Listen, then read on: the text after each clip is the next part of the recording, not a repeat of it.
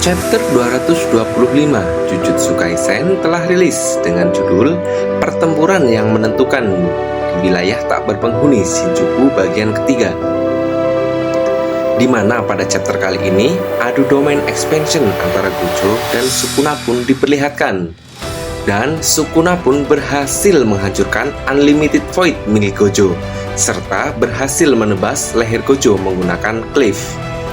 Apakah pada akhirnya Gojo Satoru sebagai karakter yang memiliki fans sejuta umat akan kalah? Chapter pun dimulai di mana kita dijelaskan bahwa untuk menangkal barrier infinity milik Gojo yang membuatnya tidak bisa tersentuh, maka Sukuna menggunakan domain amplifikasi untuk menetralisir teknik tersebut. Kita pun melihat semua shaman sedang menonton pertarungan Gojo dan Sukuna. Kemudian Choso mengatakan amplifikasi domain.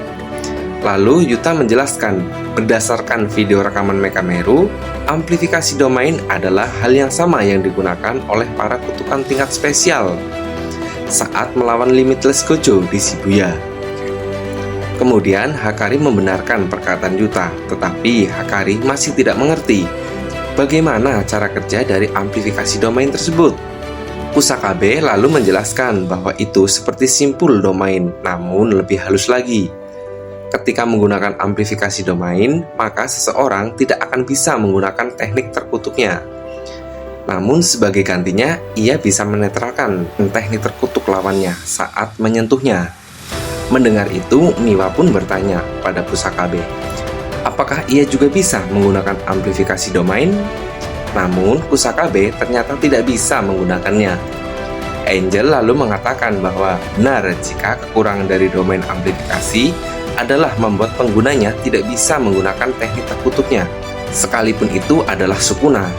Namun beda cerita jika Sukuna memiliki rencana lain untuk melawan Limitless Gojo dengan teknik selain amplifikasi, maka bisa dipastikan bahwa Gojo akan kalah. Mendengar itu, Panda kemudian mengatakan bahwa itu artinya Sukuna akan melawan Gojo tanpa menggunakan teknik terkutuk. Lalu Miwa pun bertanya, mengapa Sukuna tidak menggunakan domain expansion-nya? Karena jika mereka menggunakan domain expansion, maka mereka akan sulit untuk menggunakan teknik terkutuknya. Jadi seharusnya Sukuna memaksa Gojo untuk melakukan adu domain. Kirara lalu mengatakan bahwa itu tidak semudah yang kau katakan, namun tergantung pada hasil adu domain, maka pertarungan akan berakhir. Miwa pun langsung mengatakan, bukankah itu bagus? Kirara langsung membenarkan perkataan Miwa dan bertanya-tanya, mengapa Sukuna tidak melakukannya? Apalagi, bukankah efek hit yang pasti kena dari domain amplifikasi itu meniadakan teknik Satoru sejak awal? Yuji pun mengingat ketika Gojo memberitahu Yuji saat mereka berada di dalam domain expansion milik Jugo. Ui kemudian bertanya-tanya, apakah mungkin jika Sukuna berpikir bahwa ia tidak akan bisa mengalahkan Gojo dalam adu domain? Tetapi menurut Shoko, jika itu masalahnya, maka Gojo sudah menggunakan domain expansion-nya sejak tadi. Namun Shoko percaya jika Gojo dengan Six Eyes-nya tidak mungkin, ia tidak mengetahui hal seperti itu. Lalu Choso pun mengatakan bahwa ia ragu jika adu domain akan terjadi karena menurut Choso, dari cerita Inumaki dan Yuji, Sukuna sepertinya tidak memiliki barrier saat mengaktifkan domain expansion-nya. Mendengar itu, Kusakabe pun terkejut dan tidak percaya dengan apa yang dikatakan Choso. Bahkan Kasimo, Hakari, dan Yuta ikut terkejut karena hal seperti itu tidak mungkin terjadi. Miwa dengan wajah terkejutnya mengatakan, bisakah seseorang menjelaskan padanya? Bagaimana mungkin hal seperti itu bisa terjadi? Kusakabe lalu mengatakan bahwa hal tersebut sangat sederhana. Ia lalu menyuruh Miwa untuk melemparkan salah satu air yang berada di atas meja. Miwa pun menuruti perkataan Kusakabe. Namun Kusakabe justru melemparkannya kembali dan mengatakan, apa yang kau lakukan? Lalu Miwa mengatakan bahwa bukannya kau yang menyuruhku untuk melemparkan botol tersebut. Namun Kusakabe mengatakan bahwa ia hanya meminta dilemparkan air dan tidak pernah meminta botol air. Mendengar itu, Miwa pun terdiam. Nah, yang dilakukan, Miwa pun langsung menyiramkan air ke wajah Kusakabe. Aduh, Miwa ini bener-bener polos ya guys, asli.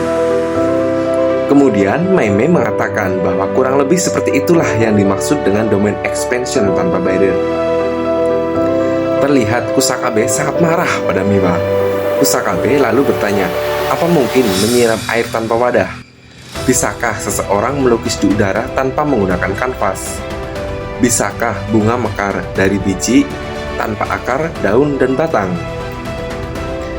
Itu seperti menjalankan software tanpa menggunakan hardware. Intinya, hal seperti itu hampir mustahil dilakukan. Inumaki lalu mengatakan bahwa sekalipun domain expansion Megumi tidak lengkap, menurut Kusakabe, domain Megumi tersebut harus menyesuaikan dengan lingkungan sekitar sebagai pengganti dari barrier, dan itu tidak bisa dibandingkan dengan apa yang mereka bahas sekarang, yaitu domain milik Sukuna yang luar biasa. Tiba-tiba, Choso mengatakan bahwa Kenjaku juga bisa menggunakan domain expansion tanpa menggunakan barrier. Choso melanjutkan perkataannya bahwa pada saat itu Yuki langsung menggunakan simbol domain, sedangkan Tengen mencoba membongkar domain Kenjaku dari luar menggunakan teknik barriernya. Namun simbol domain Yuki hancur dalam sekejap, dan jika saja Yuki menggunakan domain expansionnya terlebih dahulu, maka dia... Dan sebelum Choso menyelesaikan perkataannya, Mei lalu mengatakan bahwa ini bukan dorongan antara dua domain, karena itu menjadi dorongan antara dua garis besar. Tapi pada akhirnya akan berakhir dengan dorongan antara efek pasti kena dari domain. Kusakabe pun tidak mengerti dengan apa yang dimaksud mendorong oleh Mei. Namun Mei hanya mengatakan, entahlah. Miwa pun kembali bertanya, bukankah itu adalah efek pasti kena? Kusakabe lalu menjelaskan bahwa efek pasti kena berasal dari barrier, jadi sulit untuk mengetahui apa yang akan terjadi jika domain dengan barrier bertabrakan satu sama lain. Ino lalu menegur mereka dan berkata, kalian semua berbicara mengenai domain expansion dengan sangat santai, padahal hal itu menggunakan jumlah energi terkutuk yang sangat banyak, sehingga tidak bisa digunakan sesering mungkin. Inumaki pun mengatakan, oh kakak. Lalu Yuta mengartikan perkataan Inumaki bahwa Gojo tidak akan pernah kehabisan energi terkutuk. Mendengar hal tersebut, Ino pun menjelaskan, itu karena betapa efisiennya Gojo menggunakan energi terkutuk miliknya. Namun secara konsumsi, energi terkutuknya akhirnya menjadi kurang setelah menggunakannya dari waktu ke waktu. Dan jika Gojo sudah mulai menggunakan domain expansionnya lagi secara berurutan, itu mungkin akan menjadi cerita yang berbeda. Miwa kembali bertanya, bagaimana dengan Sukuna? Menurut Kashimo, Sukuna itu terlalu mengerikan.